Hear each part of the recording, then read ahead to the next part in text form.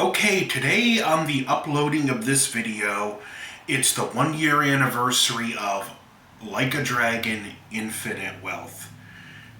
I initially recorded a review for this after beating it. I wasn't happy with it, so I scrapped it.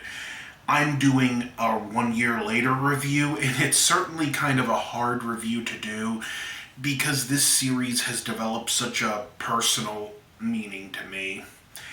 Fast forward back to 2023. Year began rough. Within a week, two friends passed away. I was not in a good state while one in the initial right before and after a YouTuber I like, Mega Harv, link in the description, was doing let, a let's play, a live play of the previous game, Yakuza Like a Dragon, and it looked like fun, so I got it on Game Pass. Only a few hours into the game, I went ahead and purchased the game. It was the deluxe edition was on sale for a good price, and I liked it that much. I was in a rough place, and that game really helped me process the grief, process the depression. It was a fun escape. I was drawn into the story. I laughed at the absurdity. I really grew to care about the characters. I get a little emotional thinking about the end quote of the game to this day, where, to paraphrase it, Ichiban says, once you hit rock bottom, the only way forward is up. But the bottom doesn't have to be all gloom and despair. If you can stand and look up, you'll see there's still hope up there. I didn't initially beat the game. I kind of got to the point where it's like, I'm loving it so much, I don't want the story to end. Fast forward to December, I ultimately pre-order Infinite Wealth, and I commenced to completing Like a Dragon, and then do a new game plus that I beat in time to start playing Infinite Wealth, which I stayed up till midnight for. And like the first few hours of the game was great. There's a scene where four of our characters, Ichiban, Namba, Adachi, and Psycho, are together at Survive, and I got a little teary-eyed seeing these characters back together, and that was the first time it really hit me what these characters have actually got to mean to me.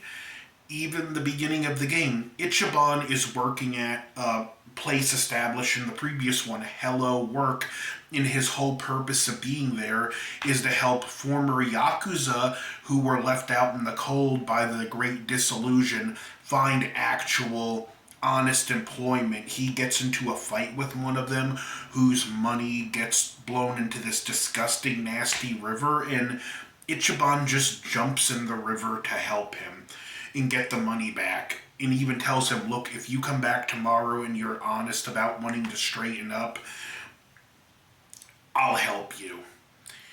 I'm not going to go through all the plot. We can be here for hours talking about the great side quests in this game. But it began a very emotional, just beautifully written story where Ichiban finds out his mother's still alive and he's sent to go see her in Hawaii after becoming the victim of cancel culture, which I like how these games talk about socially relevant events without just spelling it out for you. The organization Bleach Japan in the previous game was very much a critique on woke culture, and this game critiques to a lesser extent cancel culture. Ichiban loses his job because of allegations and videos that were taken out of context. Adachi, who's starting a consulting firm, all his work drives up as a result of it.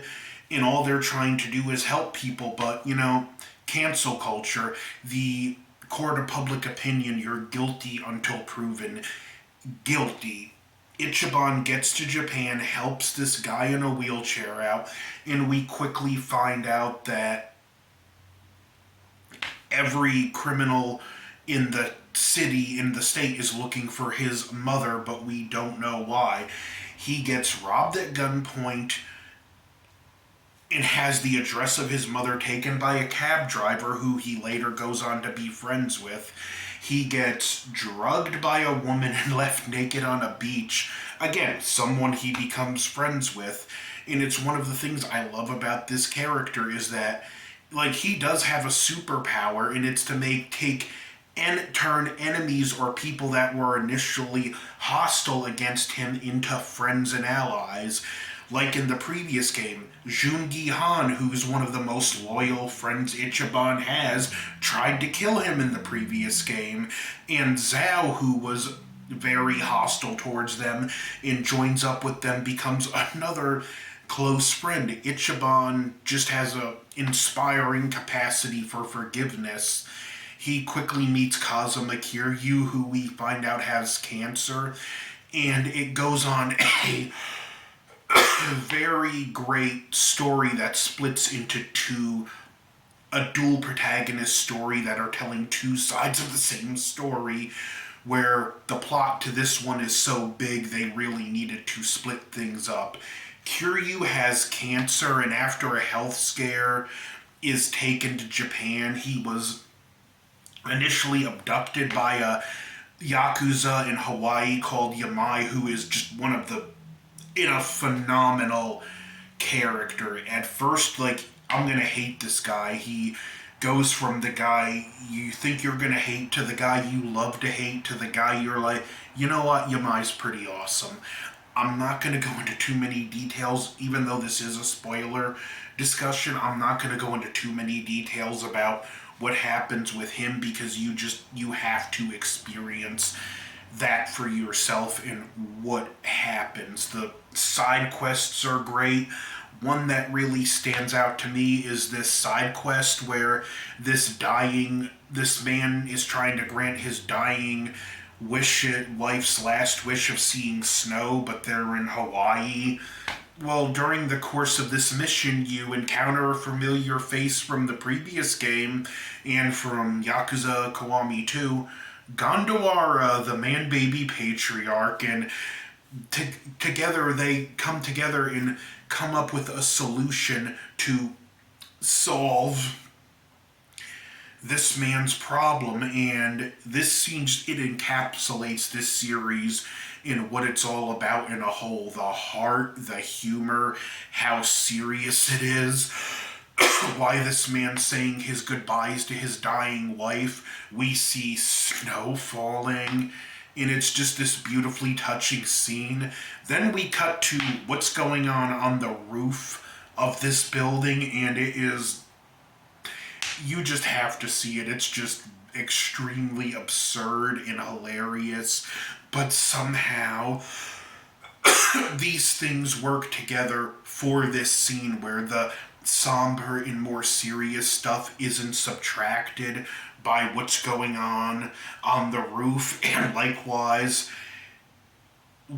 it's not less, what's going on the roof isn't any less hilarious because of what's going on in the apartment building, and it just works so well. And that's one of the best things about this series, how they balance that tone so effortlessly. Yakuza, Like a Dragon, it's a franchise with a lot of heart. When Kiryu gets back to Japan, we have side quests where he goes around and he's visiting spots, recalling old memories, and it's about him trying to find a reason to fight the cancer, which he was told, you got 6 months left to live, this is inoperable. His best friend, Detective Date's even helping him, and it was just, for people who played these games, it must have been really hard-hitting to see Kiryu at his lowest point and recalling better days. We really see the organization he's working for, which is a government organization called the Daidoji, isn't much better than Yakuza themselves. And it just handles it really well. We even get a nice party split where characters from both games go to each protagonist. Adachi stays with Ichiban. Jungi Han shows up in Hawaii. Psycho, Zhao, and Namba with Kiryu. And another great scene I love, after Kiryu's health scare when they have to rescue him, Adachi and Namba show up in Japan, in Hawaii, and this is such a wholesome, heartwarming moment where, even though it seems all doom and gloom, Ichiban is just so thrilled to introduce his new friends, Chitose and Tomizawa, to two old friends in Adachi and Namba, and it's just such a great, heartwarming moment. And again, that's Kasuga in a nutshell. This game, it entertained me from start to finish. It made me laugh. It made me cry. There's too much to actually do in this game. Sub-stories, there's a crazy delivery mini game that's like Crazy Taxi. You have this Animal Crossing style island where you build a hotel resort. There's the Sujimon game, which is this game's version of Pokemon. After finishing this game, because of the Kiryu flashbacks, it made me start to go back and play the older games. I still have to go back to 3, but loved 0, loved Kiwami 2. You can tell Majima's my favorite character. And it was just a great ride. And now I'm going to go into more spoilers, so if you want to be spoiler free, stop now. But one scene I really want to talk about, there's a beautiful scene, and I'm going to try and incorporate it in the video right here. All this time we haven't had a chance to speak. There are things I'd like to say. Me too. Yumai was right about that.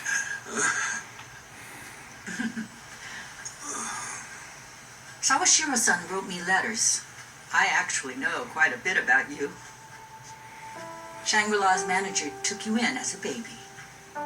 Kamurocho folks looked after you growing up. By middle school, you were a hellion. Fighting must have come naturally to you. Well, wait a sec. Things back then, I made a lot of mistakes. Hey, if Captain Sawashiro told you all that, does that mean he kept tabs on me as a kid? Sawashiro-san always had an eye on you, for my sake. But then, you called Masumi-san for help one day. Almost like it was fate. I don't know if I believe in fate. I'm sure grateful it happened that way, though. I know what happened to you after all that. They had you take the blame for a murder. 18 years. So much lost time.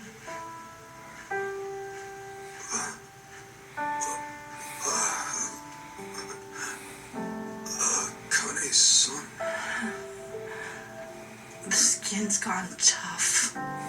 You've been fighting for so long. No,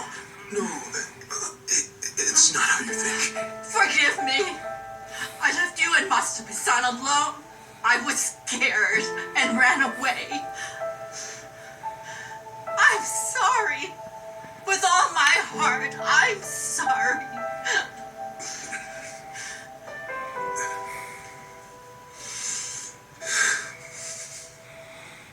Don't apologize to me, Akane-san. There's nothing to be sorry for. Of course, I had tough times now and then. You wouldn't believe what Captain Sawashiro put me through. So yeah, maybe I've had a pretty crazy life, all things considered. No know what, though? Everyone else has to. Akane-san, we all deal with life as it comes. You did. And I still got to meet you. What more could I ask for? Like you said, I always had people looking out for me. And the boss was the best father in the world. Honestly, I'm so lucky. Look, Akane-san, truth be told, I don't know for sure if you gave birth to me or you know what I mean? But if it was you, then I've only got one thing to say.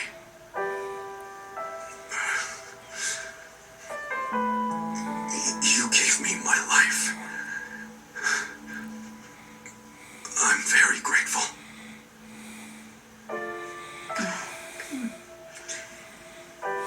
Ichiban, I'm grateful too. Thank you.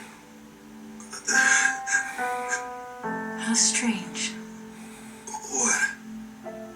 Just now, I saw Masumi-san standing where you are.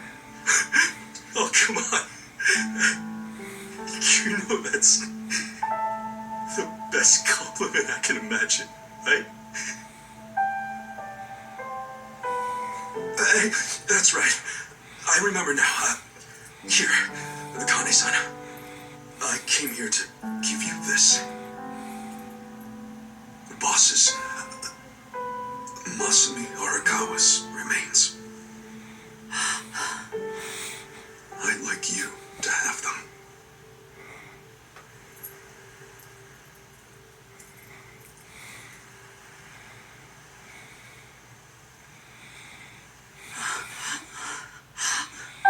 Thank you. Thank you.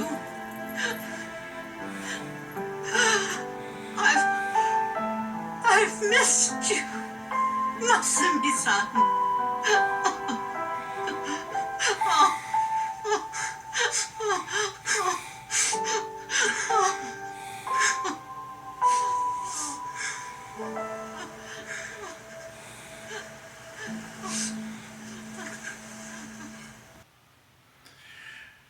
Okay, Ichiban finally gets a discussion, as we've seen or may have seen, Ichiban finally gets a discussion with his mother, and it's very touching. They mourn over the loss of Masamiya Arakawa, who was Ichiban's father. She laments over not being there for him, and it's just this beautiful moment that got me teary-eyed.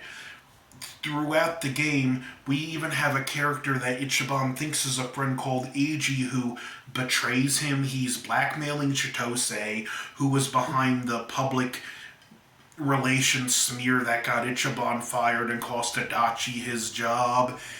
And he just turns out to be an all-around rotten person.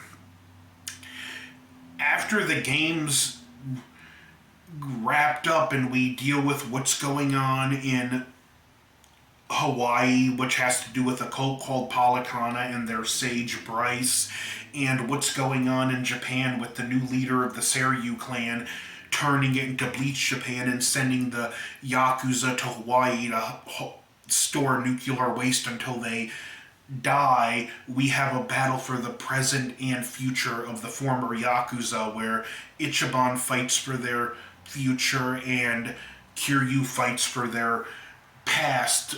We even get Taiga, Majima, and Dojima to show up and fight. Even though you can't control them, they get to fight alongside Kiryu for a little bit in the final battle. But when it's all over, Eiji, public outcry against him now, is in an apartment, and his legs wounded. He clearly got jumped, and Ichiban shows up and convinces him to turn himself in and promises him, if you turn yourself in, I don't care how many years or decades you're in prison, the day you get out, I will be right there waiting for you. He's like, yeah, you were a pain. You put us through a lot of stress, but we also had some good times together. And AG's like, why are you doing this to me after what I did to you? What's wrong with you? But he finally gives in, and this scene was just, I had tears running down my face the whole time. Ichiban is quite literally carrying the man who deceived him, who tried to have him killed, who did so many terrible things to him, and even play off his sympathy for crippled people because of his connection to Arakawa's son, that he's carrying him on his back to turn himself in, and we have the angry crowd staring at him, laughing at him, shoving cameras in his face, throwing stuff at them, and then this social media clout chaser who shows up at the beginning, he turns and wants to fight Ichiban, who puts AG down and just lets this guy hit him in the face repeatedly and repeatedly until his face is black and bruised and swollen and this guy gets tired. And all Ichiban does is just take his hand and gently push him to the side and carry him to the police station before they have their farewells. And like, that was just such a beautiful moment. Ichiban would have been fully within his right to pound this guy into the ground, but he knew that was something he couldn't win. The crowd would turn on him, and he just focuses on the task ahead. Ichiban is the type of character that to help a friend, he would walk barefoot through hell with the biggest smile on his face, and to help an enemy that wants to do right, he would do the same. This ending was phenomenal. And we get some post-credit stuff, including Kiryu finally taking his name back, which, whether he beats the cancer or not, is irrelevant. He's taken his name back, and Haruka shows up at the prison with her son. So it's clear they are going to get a reunion, even if we don't see it. This game, it is a little long in the tooth, I'll admit. I was like 200 and I think 20 something hours into the game before I finally beat it, but man, what a ride. And upon New Game Plus, it was still just as fun, even though I knew what was going to happen. The emotionally hard-hitting scenes still hit me. I can't brag on this game enough. It should have at least been nominated for Game of the Year. I'm looking forward to Majima's Pirate game at the end of next month. And that's it. That's my review of Like a Dragon Infinite Wealth. And I even love the name Infinite Wealth. It's not referring to money. The friendship is what the Infinite Wealth is. You have Ichiban, you have Kazuma Kiryu, who was the man strong enough to go it alone. Yeah, he got help in the games, but his goal was always to do it alone. And Ichiban Kasuga, the man who was strong enough to always ask for help. The Dragon of Dojima and the Rock Bottom Dragon. In this game was a true passing of the torch. In Kiryu, even truly learned the value of asking for help. There's even nice moments when he recalls the past where he even remembers Majima, and he's like, he was so unpredictable. I never knew whether he was going to try and kill me or help me, but one thing's for sure, when I had him at my back, I felt I could take on the world. I can't wait to see what's in the future for this franchise, but I've taken enough of your time, and this I'm actually happy with. So Like a Dragon Infinite Wealth, play it. Don't forget to like, share, comment, subscribe, and I'll see you when I review Pirate in Hawaii. Over and out.